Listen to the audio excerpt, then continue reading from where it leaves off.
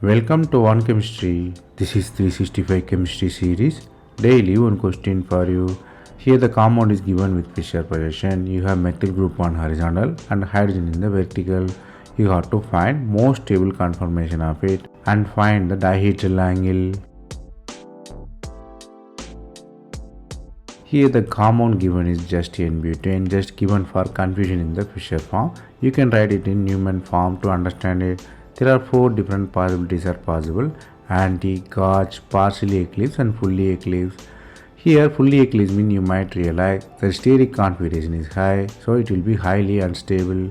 Then partially eclipsed also same, steric effect holds but hydrogen little bit lesser it, so it will not also our answer. Then you look at the Gauche form. Gauche form also having steric effect, but effect is lesser than eclipse. So most stable configuration expected to be anti, so it is stable, and dihedral angle is 180 degree. The angle between methyl group is 180 degree. Here the concept you have to learn here is fully staggered form is always stable because of the no steric effect.